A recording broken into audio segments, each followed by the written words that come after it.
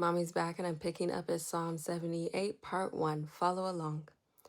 My people, hear my teaching. Listen to the words of my mouth. I will open my mouth with a parable. I will utter hidden things, things from of old, things we have heard and known, things our ancestors have told us.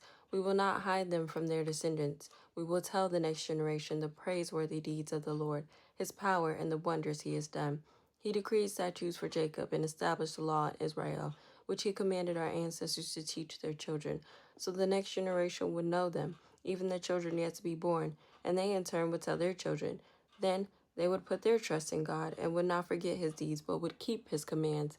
They would not be like their ancestors, a stubborn and rebellious generation, whose hearts were not loyal to God, whose spirits were not faithful to him. The men of Ephraim, though armed with bows, turned back on the day of battle. They did not keep God's covenant and refused to live by his law. They forgot what he had done, the wonders he had shown them. He did miracles in the sight of their ancestors in the land of Egypt in the region of Zoan. He divided the sea and led them through. He made the waters stand up like a wall. He guided them with a cloud by day and with light from the fire all night.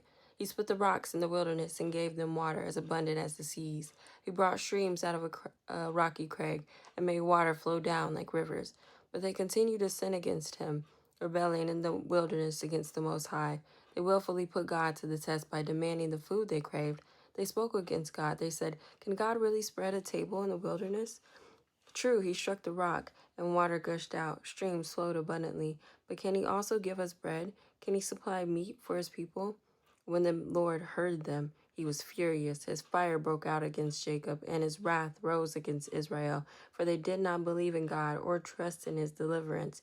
Yet he gave a command to the skies above and opened the doors of the heavens. He rained down manna for the people to eat. He gave them grain of heaven. Human beings ate the bread of angels. He sent them all the food they could eat. He let loose the east wind from the heavens, and by his power made the south wind blow. He rained meat down on them like dust, birds like sand on the seashore. He made them come down inside their camp all around their tents.